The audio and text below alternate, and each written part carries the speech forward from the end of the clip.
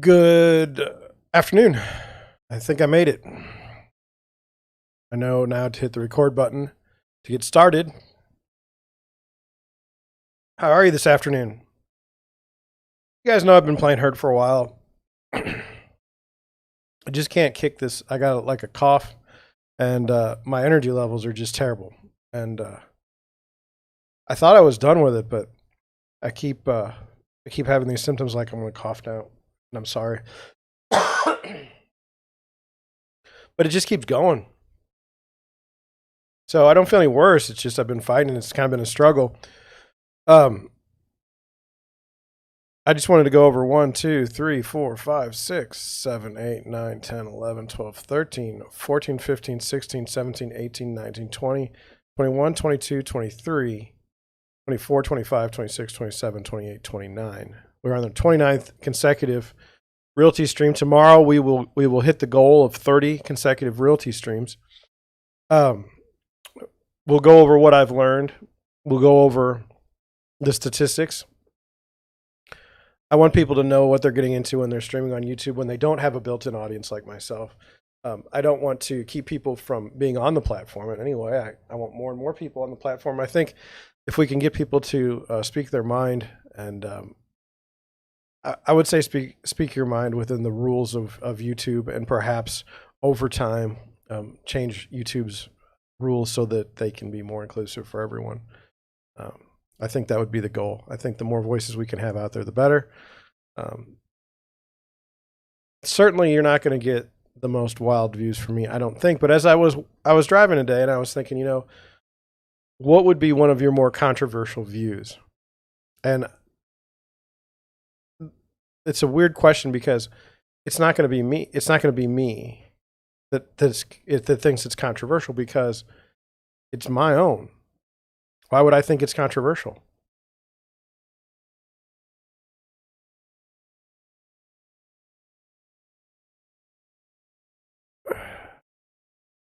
And in some small way, perhaps this explains the censorship debacle on YouTube and other platforms. If you don't think you're being controversial, and yet you're banned, your thinking has been impacted because now it's like, oh my gosh, am I a partisan? Partisan in the sense of United States politics, not in the sense of Yugoslavian politics. What do you do when your views are, do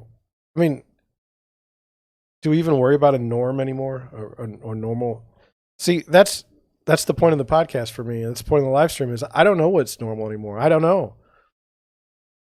I saw last night on Twitter, someone played the beginning of Patton. Have you ever seen the movie Patton? It was in 1970. It was,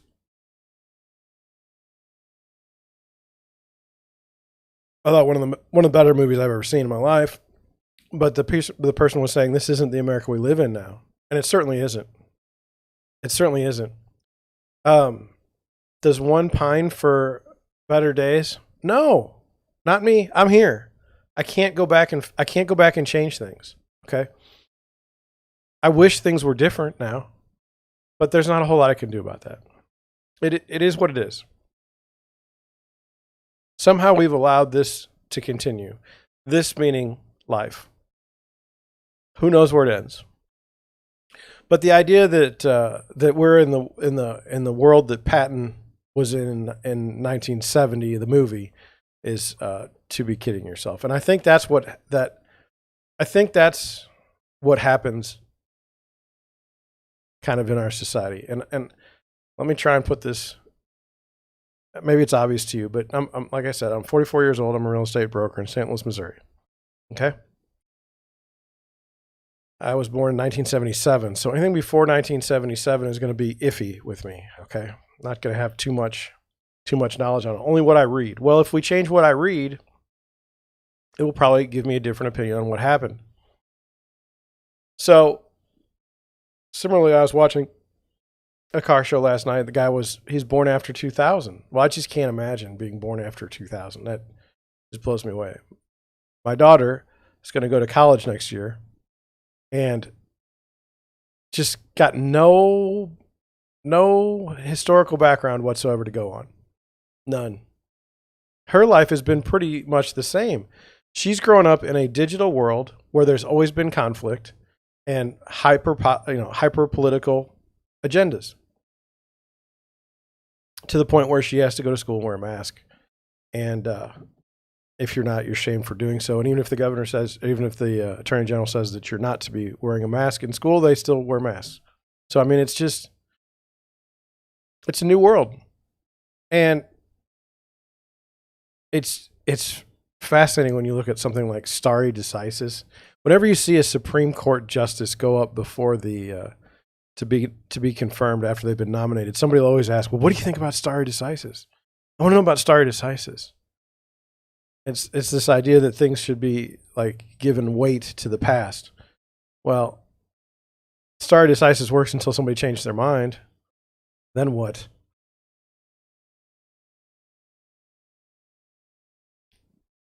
I don't know. It's one of those things. We got a mess on a number of different levels, and that's why I'm doing my live stream, and that's why I'm doing my podcast, because the messes are so great that we're seeing things that we've never seen in history before, and it's kind of funny to watch it burn, in my opinion. Today is Monday. I put on Twitter that, what is this day? Like, people back at work until Friday? I'm not. I have nothing going on. My buyers and sellers are all celebrating the holidays. They don't want to buy a house. Got nothing. Is that a bad thing? Well, I mean, I know that I'm not going to, if I get a house under contract tomorrow, I know I'm not going to get a check for 30 days. And since no one's calling me today, I don't think I'm going to have it. I don't think I'm going to put an offer in tomorrow. So I've got 30 days without pay. How would you do that? That's why I get really mad about people telling me about my commission and people telling me about how it's easy to be a real estate agent and all this stuff. And I'm watching failure after failure after failure after failure. And then I'm watching somebody tell me what I should be paid when they're not missing their checks. That was one of the more fascinating things to watch during the coronavirus, is people are like, oh, I'm going to lose my check. Well, try that in real estate for months. See how you like it. So that's just me, I guess.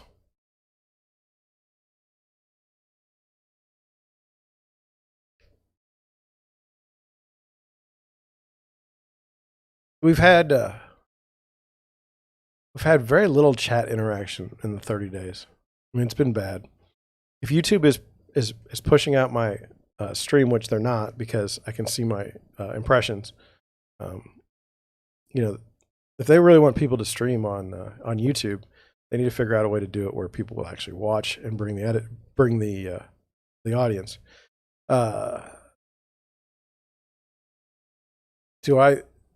Where do I see myself in a year? It's 12/27. Will I still do this? I think so, because I think that there's a long-term benefit in doing it. I think there's a benefit in if my clients see me, if potential clients see me beforehand, they know what they're getting into. It doesn't have to be so awkward, but that requires somebody to be watching YouTube and to make the connection. I don't know that they're going to do that, but we're going to keep it up.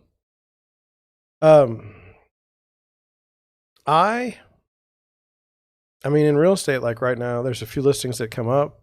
Only the most hardcore buyers are actually trying to buy right now. Everything's kind of in flux. It will be until after the new year.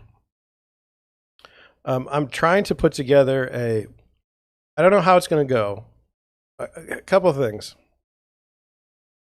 They say that you're not supposed to be negative on YouTube. You're not supposed to be negative on your social media platforms. You're supposed to be uplifting and inspirational. Well, I'm not interested. I mean, when some gal puts on a dress, it's a barely there dress, and says, I'm such, I'm a slay queen. It's like, come on. Say, well, John, you're just jealous that you can't do that. Okay. All right. I agree. But I don't know, have you heard the Eminem song? It was like cleaning out my closet. Part of me wants to have a live stream where I go over the complete and utter failures that I've had for the year and hopefully get them out into the open and kind of let them go. But I don't know how that will go, because what if the one person that wants to, chat with me or that sees my stuff says, "Oh my God, that's a terrible person, very negative person. I don't want to do any work with them ever. I don't want to work with them." So that's the chance I'm taking. But at the same time, I feel like I got to get it out. I've been kicked pretty hard a number of times this year, and my wife knows this. My wife sees it every day, and she wonders how I can not be so terrible. I mean, how I could just not go postal. How I could not be a suicide or a serial killer like that dude in Miami, allegedly. Well, how have I done it in the past? Internalize it. Is that the right thing to do? Well, I don't know what else to do. I'm going to try, like I said, now I'm going to try to talk about it and see if that makes me feel any better. I don't know. It may make me come across as being a worse person. So that's my concern about doing it. The other thing is to me, just being optimistic and positive, and I'm tired of it. I don't want to fake happiness. To me, I'm not real interested. Just not. So if you're in what'll be probably one of my more gritty live streams coming up, you should stick around. It's going to be this week, and biggest problem I have is it's hard for me to talk about something that irritates me for a long period of time without me getting more irritated about it. I don't know if it's like a flaw that I have or what, but I just don't like talking about things that are uncomfortable to me. But at the same time, maybe this shows people out there, the peeps, that I'm a real person and that I make mistakes. Or I get myself in situations where I can't possibly, where the result is wrong, but I couldn't have possibly done anything better. Maybe there's going to be times where you agree with me on that. That format of that show will be so much different than what I'm usually doing that I just don't, like I said, I'm kind of nervous about trying to pull it, I'm going to pull it off, because it's just not the way I normally do things. I don't normally storm off the live stream angry. If I were to ask you, like, hey, if you were going to live stream on YouTube, how many more followers do you think you'll get after 30 days straight of live streaming about real estate? How many do you think 30 days of consecutive live streams, not one whole live stream? How many people do you think you get? And I'll be honest, I thought I would do a little better than I have. I think I've got like 2 subscribers. 30 days. 30 days is a long time. It's in a short time. It's kind of weird. It's like I look at the statistics and I can see, oh yeah, that video did really well, 3 weeks ago. And I will say this. There was hope. Yesterday, for the first time, I looked at my YouTube statistics, and I saw people looking at videos that had not been viewed previous. I've got, as of yesterday, 105 episodes of the Deerwood Realty and Friends podcast live on YouTube and for it to be watched. And people are going back to ones that I just started when I started in the beginning in July.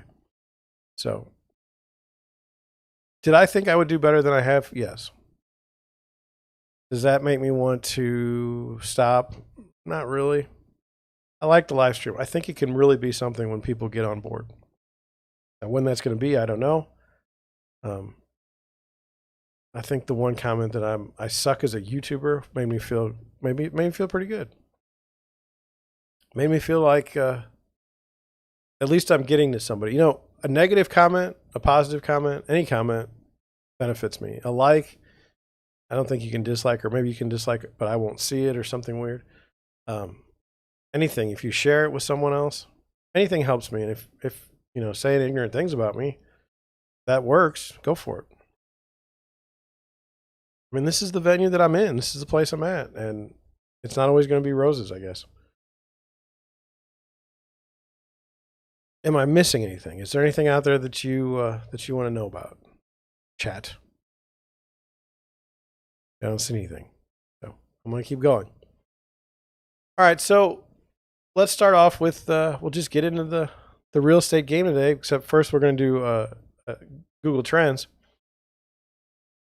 When you see pro sports, I mean, they dominate search. It's really impressive, especially football. But I did see something on someone named Desmond Tutu, 500,000 searches yesterday. Tell me what you know about Desmond Tutu. I'll tell you what I know about him. People thought real highly of him a while back, like in the 80s. South Africa was a different place. It was ruled by British monarchy, I suspect. There was this thing, apartheid was bad. This was in the 80s. So,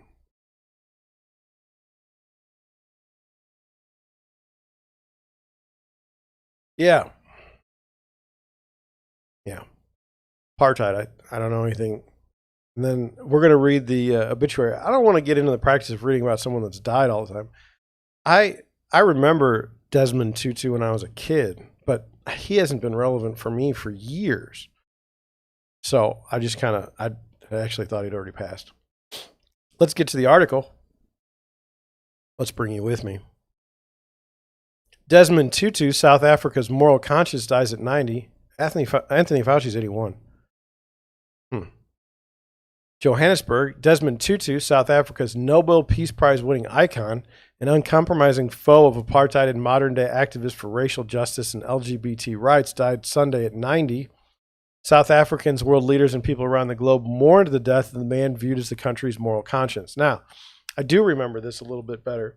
Yes, there was this, there was the apartheid. That was bad, okay? And then, I don't know that it ever stopped, but the place changed. And so he didn't really have much to go on, so he switched over to LGBT rights and racial issues. That's how that works, because he needed some other outlet. Tutu worked passionately, tirelessly, and nonviolently to tear down apartheid, South Africa's brutal decades-long regime of oppression against its black majority that only ended in 1994. So I remember this. Nelson Mandela was in prison. The buoyant, blunt-spoken clergyman used his pulpit as the first black bishop of Johannesburg and later as the Anglican Archbishop of Cape Town, as well as frequent public demonstrations to galvanize public opinion against racial inequity both at home and globally. Nicknamed The Truth, the diminutive Tutu became a towering figure in the nation's history. Comparable to fellow Nobel laureate Nelson Mandela, a prisoner during white rule who became South Africa's first black president, Tutu and Mandela shared a commitment to building a better, more equal South Africa. Upon becoming president in 1994, Mandela appointed Tutu to be chairman of the country's Truth and Reconciliation Commission, which uncovered the abuses of apartheid. I think we pretty much knew there were abuses of apartheid going on. Tutu's death on Sunday is another chapter of bereavement in our nation's farewell to a generation of outstanding South Africans who have bequeathed us a liberated South Africa. South African president, somebody said. From the pavements of resistance in South Africa to the pulpits of the world's greatest cathedrals and places of worship and the prestigious setting of the Nobel Prize ceremony, the Arch distinguished himself as non-sectarian, inclusive champion of human rights. And all I would say to that is everything's inclusive. Everyone's always just wonderful. Everybody's happy to be together. And I think it's it really is kind of gross, this idea. Tutu died peacefully at the Oasis Frail Care Center in Cape Town, the Archbishop Desmond Tutu Trust said. So now a trust is speaking on behalf of Desmond Tutu. He'd been hospitalized several times since 2015 after being diagnosed with prostate cancer in 1997. He turned his own misfortune into a teaching opportunity to raise awareness and reduce the suffering of others, said the Tutu Trust. He wanted the world to know that he had prostate cancer and that the sooner it is detected, the better chance of managing it. I don't know anything about this. In recent years, he and his wife, Leah, lived in a retirement community outside of Cape Town. Former U.S. President Barack Obama hailed Tutu as a moral compass for me and so many others, a universal spirit. Archbishop Tutu was grounded in the struggle for liberation and justice in his own country, but also concerned with injustice everywhere. He never lost his impish sense of humor and willingness to find humanity in his adversaries. Do you think Barack Obama wrote that?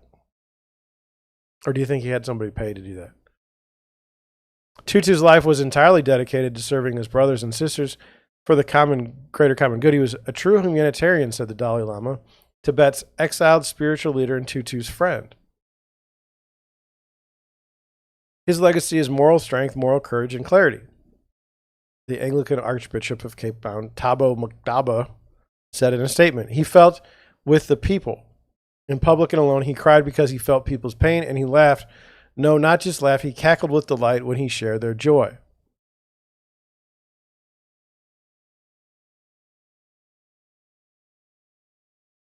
A 7-day mourning period is planned for Cape Town before Tutu's burial, including a 2-day lying in state, an ecumenical service, and an Anglican Requiem Mass at St. George's Cathedral in Cape Town.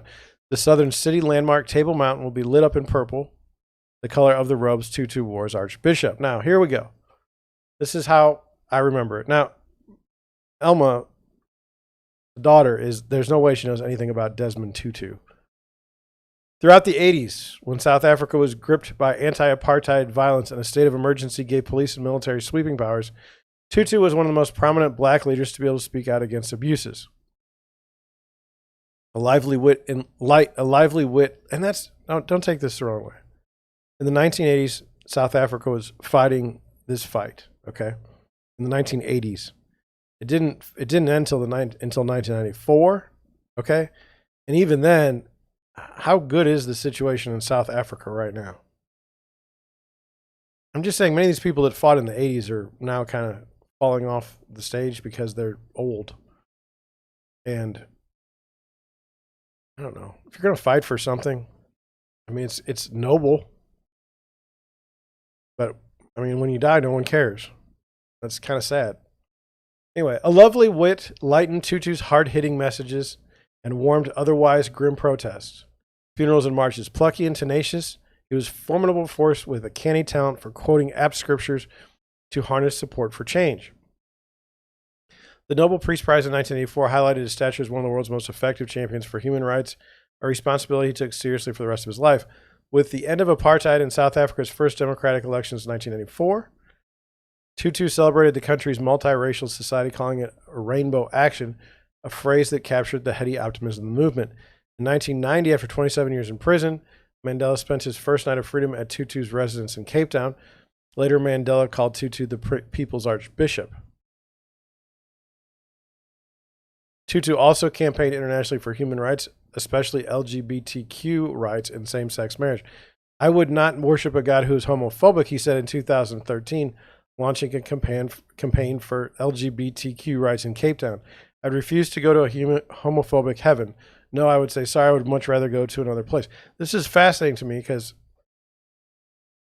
I would never think of things in this way. I don't know that you can choose where you're going. It's weird. Anyway, Tutu says he was as passionate about this campaign as I ever was about apartheid. For me, it's at the same level. He was one of the most prominent religious leaders to advocate LGBTQ rights. His stance to put him in odds with many in South Africa and across the continent, as well as the Anglican Church.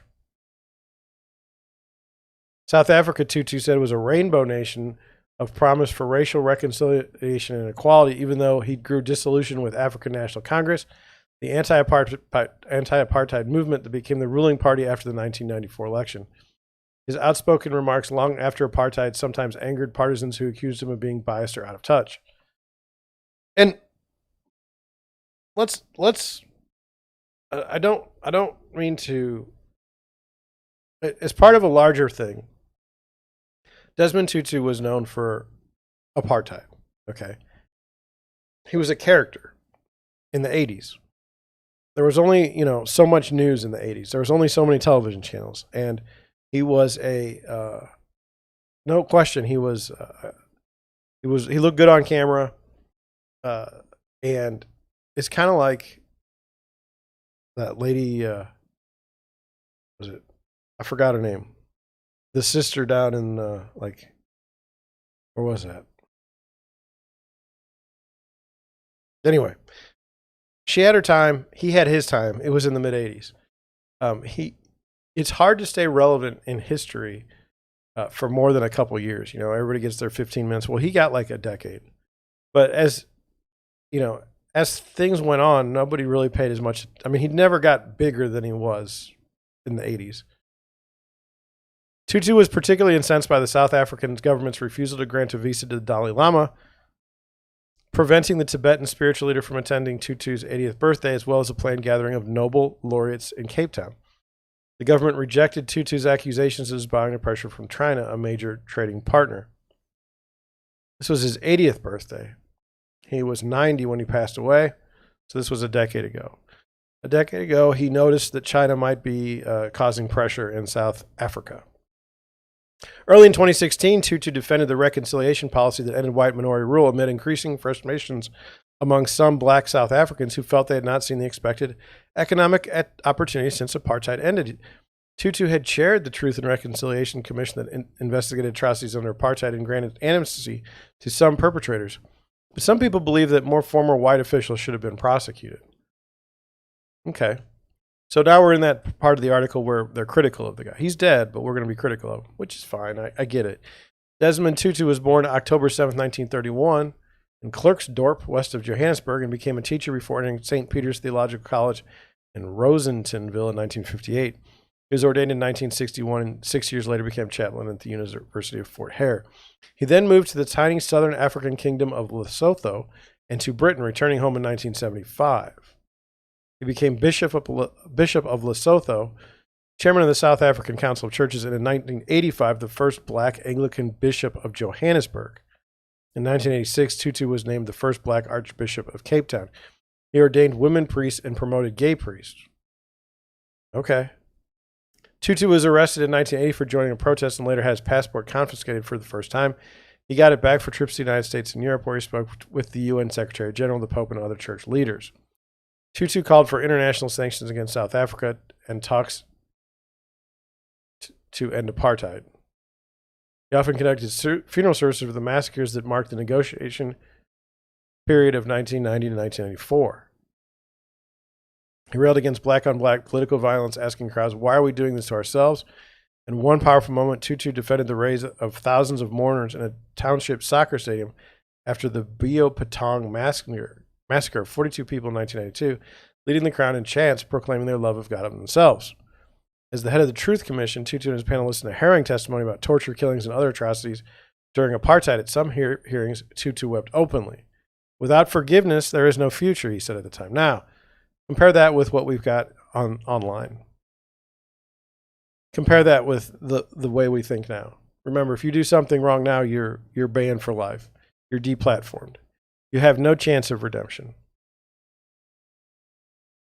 The Commission's 1998 report laid most of the blame on the forces of apartheid, but also found the African National Congress guilty of human rights violations. The ANC sued to block the document's release, earning a rebuke from Tutu. "I didn't struggle in order to remove one set of those who thought they were tin gods to replace them with others who attempted to think they are."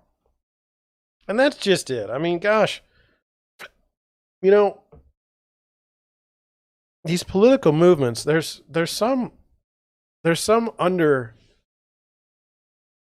underpinnings of anarchy with these movements.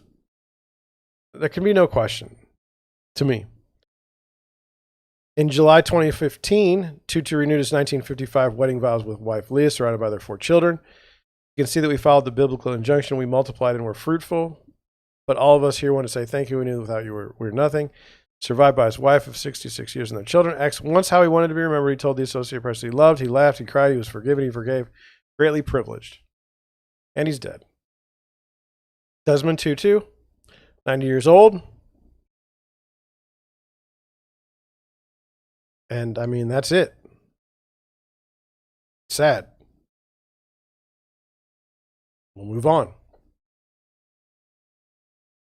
Let's look at some luxury real estate. Right? Let's go to Jacksonville. I have seen many, how do I say it? Many people are moving to warm places. People are moving to the south. That should impact real estate prices. They should be going up in those places faster than places like St. Louis. So let's look here. We're in Jacksonville. It says this one here. This one's, not built yet, so I don't really care. Brokered by the Legends of Real Estate, Watson Realty Corp, Hodges, Keller Williams. This is new construction. We won't pay attention. Berkshire Hathaway Home Services, flatfee.com. Oh my God, a flat fee, $3.35 million listing. Whatever. Engel and Vokers, the Legends of Real Estate, First Coast Sotheby's. There's one finally. Work Realty LLC and First Coast Sotheby's International Realty. Did you know that if you put international in your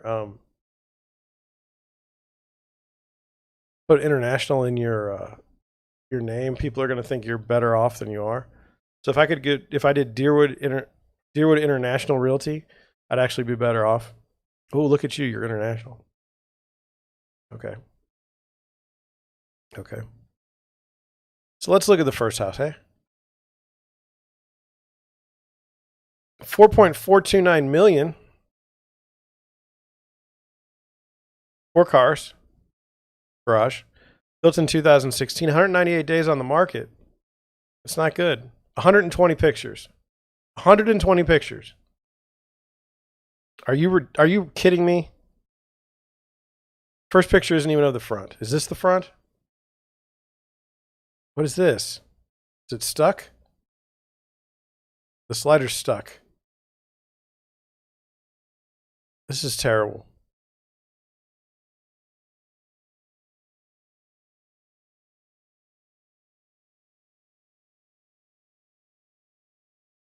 I mean, you can see that it's like right on the creek there. But we're not seeing any pictures of that. Oh, there we go. Now we see. That's what you look out to.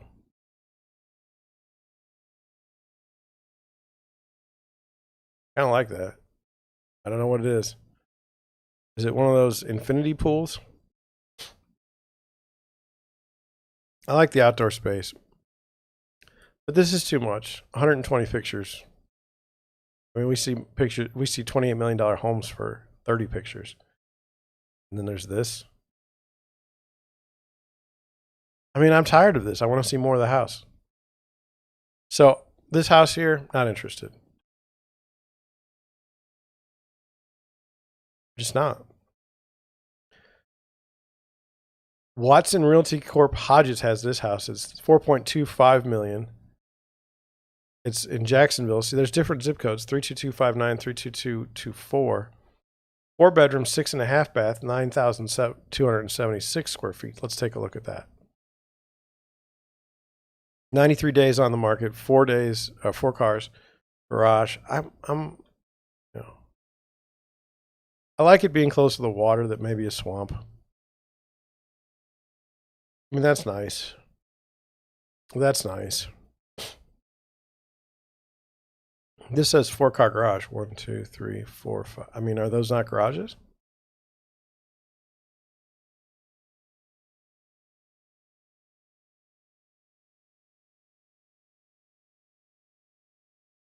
I mean, I like that there's a front picture. Okay.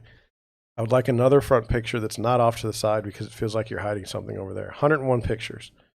Now, ask me this. Is the amount of pictures in a listing, is that regional? Maybe. Maybe. But 101 pictures isn't going to do it for me for $4.25 million. This here, I want to see that way. That's what it is, I think. But I don't know. Like, Floridians, do you care about fireplaces when it's like 100 degrees out every day? I'm just asking. I mean, it's like, this is off of a hallway. It seems like it's kind of random. It's nice. I always look at the kitchens, like these people cook all the time, you know?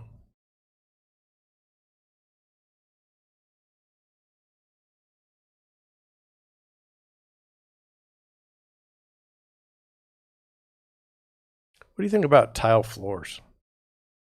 Even if they're marble. I kind of feel like they're cold and impersonal myself. I like hardwood floors. But probably down there you want to have tile because, you know, people are got wet feet or something. There's some hardwood.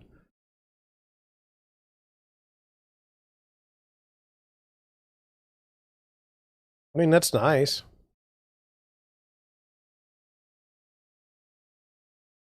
Does this, it's like, is this got any sort of distinguishing from the other house? I mean, I'm at 50 pictures and I'm tired. You want to look at one more house? I do. Now this house is this is in 32225, so it's a different spot than these other ones. 3.5 million, 9-bedroom, 9.5 bath, 10,000 square feet. But look how long it's been on the market. 802 days. 90 pictures. I mean, that's cool looking right there. I mean, I think that's cool looking. But clearly it's priced wrong. Maybe the fact that there's not enough yard. I mean, it's right on the end.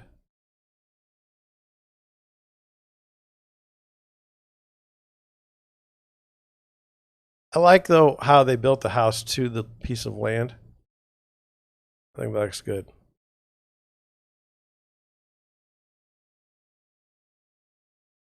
It's at the end of a cul-de-sac. I do like, see, now we're going into the house. I don't understand that, but okay. Just take this picture out. It's going to be that bad. Just take it out.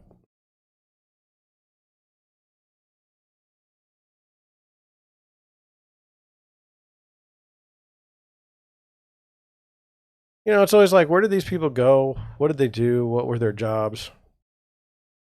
That looks like kind of a mess.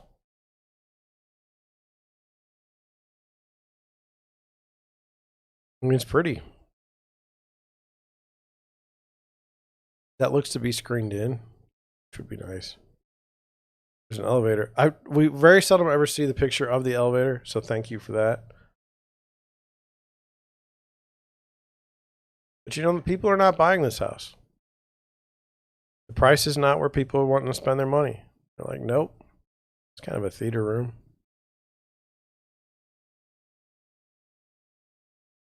My theater room gets hot. This is in a small room.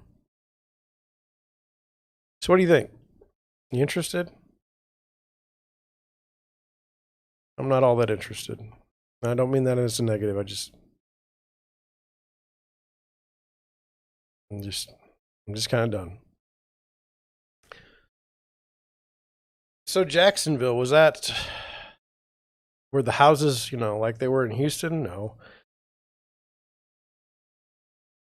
Reminds me a lot of San Antonio in the price range. I don't know. I'd be interested in what you think.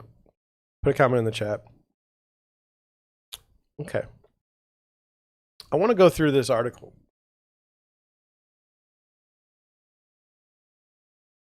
It's not easy for me to explain it, but I think if we go through it, now this is part of 2 articles. This might be the last thing we talk about today. We're just going to go through it, and I'm going to try and add my 2 cents. So crypto bros add $169 million Skypad, NYC's most expensive listing. So this is the most expensive listing in New York City. And brokers, it says like Ryan Serhant court crypto wheels. So this guy, there's different ways you can do real estate. One of them is like you just wait for someone to call you, kind of how I like to do it. Or you go on the offensive and you try and find out like somebody that has money that may want to buy, you know, may want to be or may be able to buy these types of properties. On a recent afternoon, a group of bros worth billions gathered at a Park Avenue penthouse. Precisely the top, 96th floor of 432 Park Avenue, a sprawling 6-bedroom palace in the sky that is on the market for a staggering $169 million, 1,396 feet above street level. So $169 million is what's being asked for this property. The guy's got billionaires, you know, looking at it. It's currently the most expensive listing in the city. The first thing everybody does is go straight to the windows. The views are completely insane, says Ryan Searhunt, this Skypad's listing broker and Realty TV star. So he's the broker. I don't know if he's got the listing or not. And I'm not trying to, it says listing broker. So he's got the listing. So, he is marketing this for others. It says the full floor Skypad stretches from a breakfast bar overlooking Central Park to great rooms and libraries looming over the downtown skyline. And the views never get old. What was once the domain of sheiks, the owner of the apartment is Fawaz Al-Khohair, a Saudi retail magnate, and titans of finance, now belongs to a whole new group of ultra-rich young people who made their fortunes in cryptocurrency. So they're setting the stage to discuss, billionaires in cryptocurrency. Like as a group of buyers, as this real estate broker is targeting. It all kind of follows through. I'm okay with it. We offer wine and champagne for anyone who comes through, said Searhunt of 12 recent crypto showings. But a lot of these crypto guys are dry. They just drink computer. It's very intelligent, smart conversations. They're really interested in hard asset investments, and they want one of one like NFTs. People are spending all this money to own one of one. But many of them, like Sam Beckman-Fried, the world's richest 29-year-old with 22.5 billion crypto fortune, are remarkably cash poor. Some don't even own their own apartments. They take care of their parents first. They buy their mom a house like Drake, get themselves a car, and then they buy an apartment for themselves, says Searhunt, who's been tracking and targeting crypto titans via Twitter and Reddit. Everyone is incredibly public. When we find them, we put properties in front of them, and it works. So what he says he's doing is he goes and looks for people on Twitter and Reddit that are billionaires. And then he says, look at what I've got. Look at what I'm listing. You'd like this.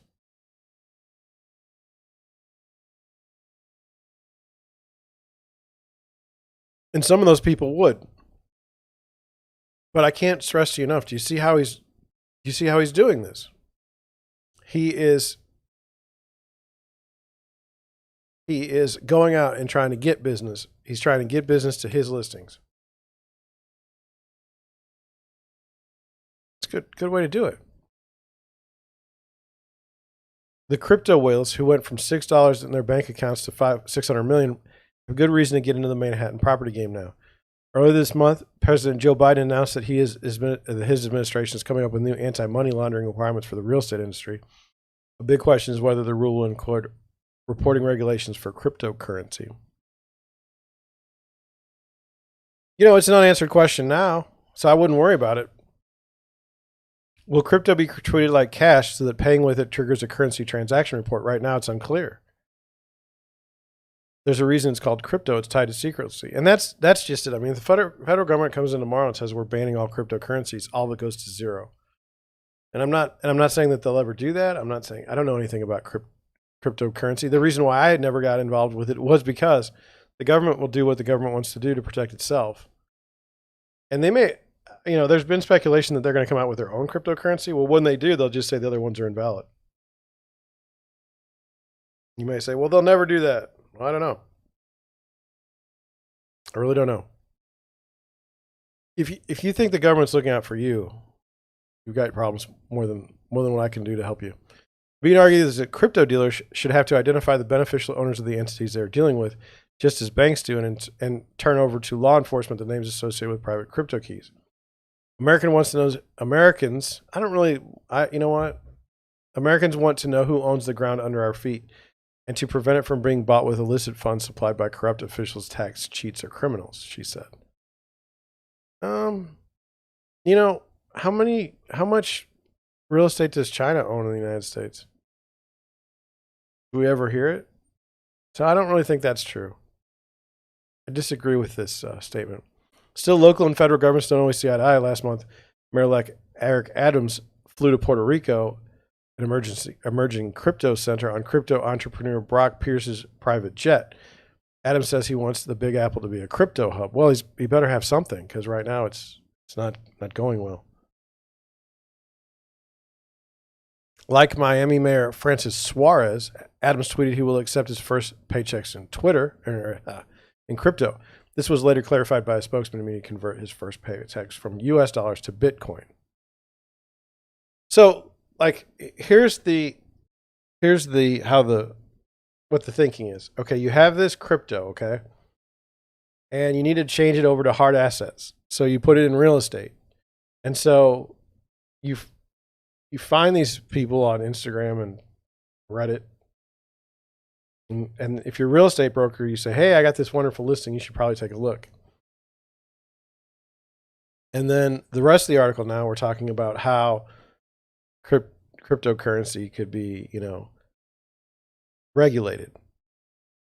So you're kind of creating a timeline for when someone should purchase these homes, like now, because soon it will be highly regulated. Crypto entrepreneur Lane Reddick and his wife, Amazon exec Lily Reddick, recently converted some of their crypto in a new $3.5 million condo in Central Park North, precisely because of the upcoming mayor's crypto positive outlook. It's been a tech hub for some time, which was exciting and surprising. Now the city is very crypto heavy.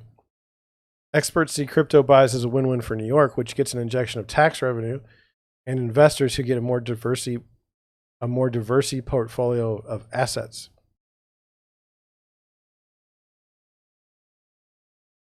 I don't want to read anymore, but okay. Exchanging part of your portfolio for a hard asset like real estate is popular, said real estate lawyer Sean Pappas. It's a good place to plant money, especially when you've seen a significant increase in your investments elsewhere. Interesting.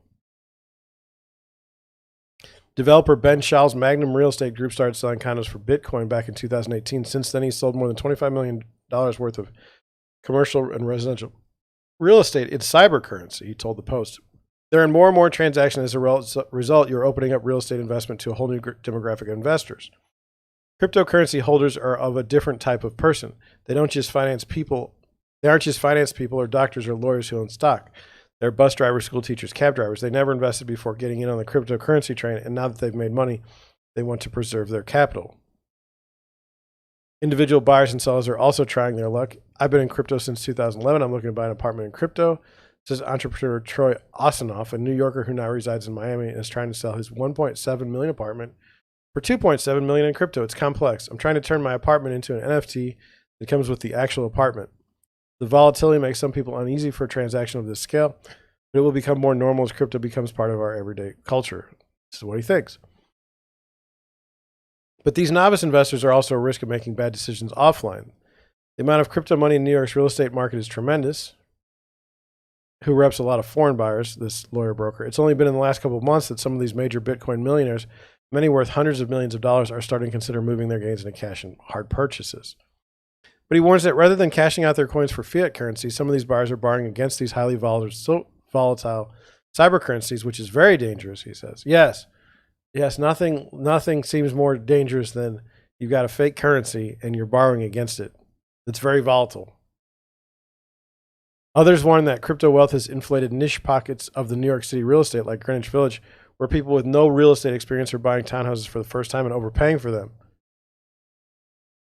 These buyers are also difficult to vet. Why are you vetting them? You've never heard of any of them. They made money like crazy, one person after another. They invested $1 in Ethereum and made $5,000, and they're all very smart mathematically. She adds that they're looking for $12 to $20 million apartments, all condos and penthouses. They want flashy, they want turnkey, ready to go. They don't want to wait around for supply chain issues like a sofa rise. They want instant gratification. Here's the listing. Sirhan, this is his. I'm going to pause it, but I don't know. I don't want to cause any problem with him or anybody else. I mean, he's just selling the listing. I hope that doesn't run afoul of YouTube's rules. It is on YouTube. 169 million.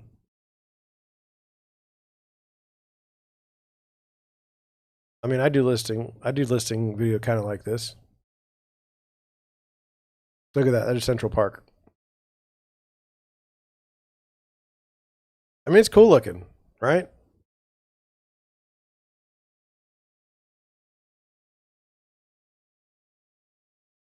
Okay.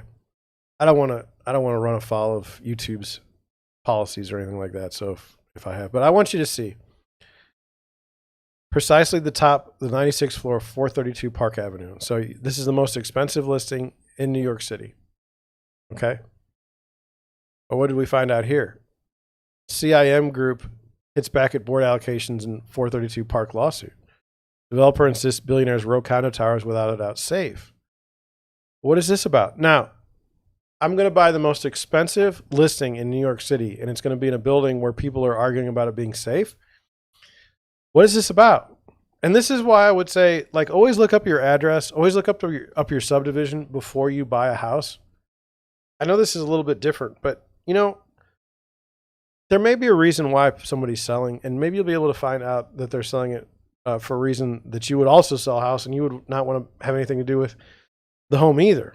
Maybe there's a murder in the house. Maybe you don't want to deal with that. Maybe there's, you know, drug trafficking or something else. These are all things to know, you know, before you buy a house. But in this case, it's a condo, and it says it's luxury super tall where residents have alleged widespread construction defects. In a legal document filed in the New York Supreme Court on Wednesday, the developer called the board's lawsuit ill-advised and dismissed it as a publicity campaign. The board sued the developers of the Billionaires Row Tower in September for issues related to flooding, broken elevators, noise from the building's sway, and a June electrical explosion. The damages claim it is based on approximately 1,500 construction and design problems found by an engineering firm the board hired to inspect the building. So 1,500 construction and design problems in the most expensive property in New York City. Now, when this man was listing the property, Sirhan, is he mentioning the lawsuits that are going on currently?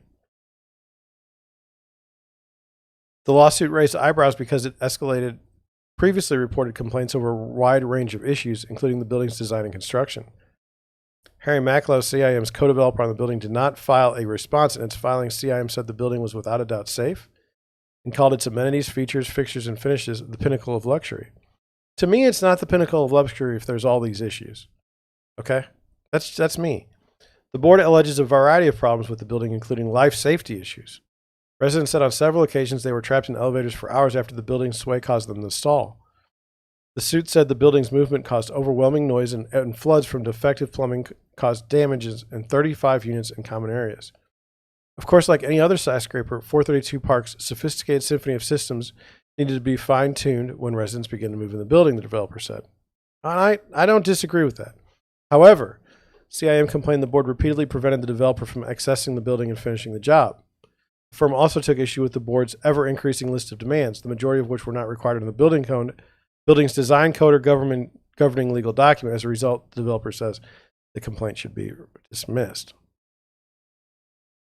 The filing is the latest for the closely watched skyscraper, which opened in 2015 to much interest in its striking design and sky-high price points.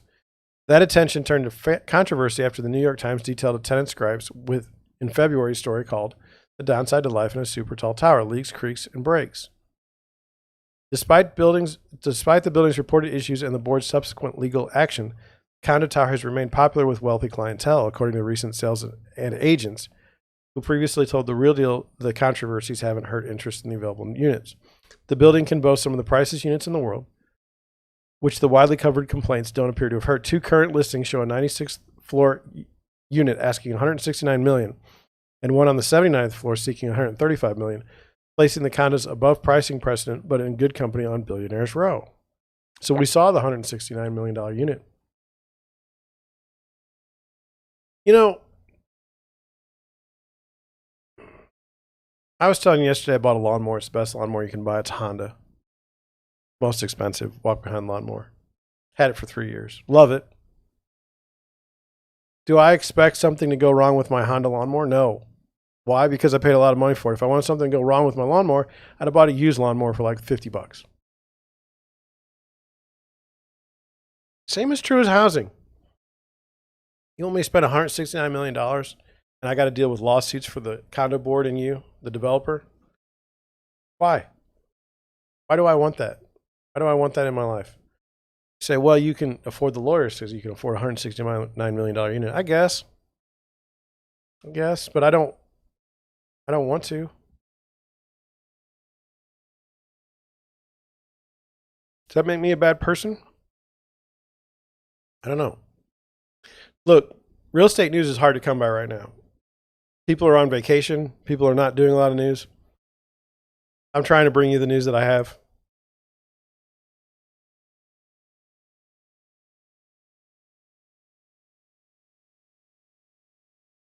let's do something a little more fun. I think we can. All I'm saying is look, when you're going to buy a very expensive piece of property, do some research. Okay? That's what I'm saying. Put that in the back of your mind. It'll help you. 3 New Year's resolutions for real estate professionals. So I think I'm a real estate professional.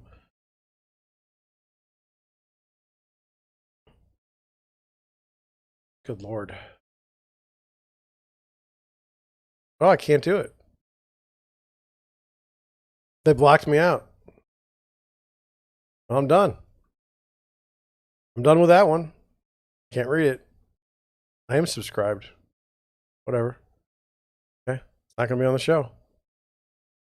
Take that link out. Let's do this one. How this real estate agent who didn't have it racked up 6 million views. Okay. Success is the best revenge. Real estate agent Emily McAllister went viral in a TikTok video sticking it to a former boss who wrote her off as a failure. McAllister accumulated almost 6 million views as she documented her journey in the past year to reach a goal of 11.5 million in sales. If I had let that first boss get to me, I probably wouldn't have stayed in the business, but she stuck with it, and many of her new social media fans took note. In January, I shared my goal to sell 11,150,000 in real estate, 67 houses for the year. And 80,000 of you are now invested in this journey with 5 weeks left. And guess what? I'm only $554,000 away, 2 houses. Hailing from Greenville, North Carolina, where she was born and raised, it didn't take long for McAllister's video to now generate 220,000 new followers, even the catching the eye of the queen of real estate herself, Barbara Corcoran, who commented on the video, "Awesome." When she noticed Cochran's accolades, she kind of freaked out a bit. From there, I just kept hitting refresh, and absolutely went nuts with engagement. After she left that comment, I pushed it to the top, or it pushed its top. It was just wild the way the internet works, that somebody like me, little old me, who comes from a small town, very small area, posted on real estate on TikTok, managed to show up in her feed, and then I was engaging enough, she left a comment. This is just wild how that works. McAllister entered the industry at the age of 20 and got off to a rough start. She obtained a real estate license and joined her first brokerage.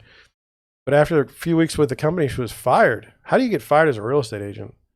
After about 6 weeks of being there, my boss pulled me into his office and he was like, "You need to find a different career because this is not for you. You don't have it. You don't make the cut. You don't have what it takes to be successful at this." Huh. I don't even know if I have what it takes to be successful at this. It's not going well. We'll talk about that in my realty grievances video. Today, McAllister ranks in the top 20% of real estate agents in the area, stressing the importance of finding the right brokerage who will take time to train you. She also sold $9.8 million in real estate this year, which is significant for the Pitt County area. And to top it all off, she's invested in 2 real estate properties. The first home she bought was in 2019 when she was just 23 years old. While McAllister has current real estate transactions to push her goal to 11.15 million, she admitted to the Post that the contracts in process won't actually be finalized until after the new year. I think it's just as important to let everybody know that I didn't meet that goal as it would be to let everyone know that I did meet the goal. Sometimes life happens and there are things that are out of our control. Ultimately, I still did a lot more of the business this year than I did the year prior, and there's something to be said for that. I will try again next year. I really try hard not to glamorize only the good parts of the business. I try to show everything, and I think people appreciate it. Well, let me tell you about Deerwood Realty in St. Louis. John Schenk, real estate broker. I try to do the same thing. I try to show the realty in real estate. The reality. Not scripted. Just what I see. What were my goals for the beginning of the year? I don't know. I didn't have like a number. Should I have? I don't know if it would have done any good. I can see on my whiteboard the number that I should have gotten, and I didn't. So, TikTok's kind of strange for me. I've got my page. I got my page on TikTok. I've got a few TikToks. They're fun. I had a good time with them. But it hasn't gotten me $11 million in sales. Nothing's gotten me $11 million in sales. Let's do the math on that, shall we? 11 million. Let's just say she gets 2.7%.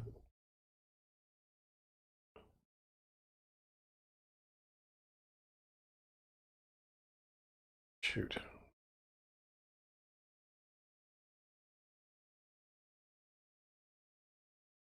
And I don't know what she gets. Gets a gross commission income of $297,000 for the year.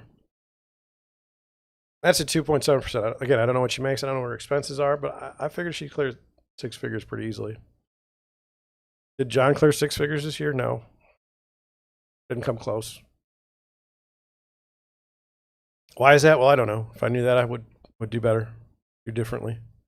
Did my boss ever come in and say I wasn't doing a good job as a real estate agent? No. Would I care if he did? No. Anyway, 29th consecutive stream. Tomorrow's 30. Join me. Hoping it'll be in the morning. It's 3 o'clock now. It's getting late. But yeah, hopefully you enjoyed the ride. I know a lot of you watch afterwards, which is fine. It doesn't hurt my feelings. Thank you for watching it all. If you have any questions, comments, put them in the comments below. That's all I have today. Thank you for watching.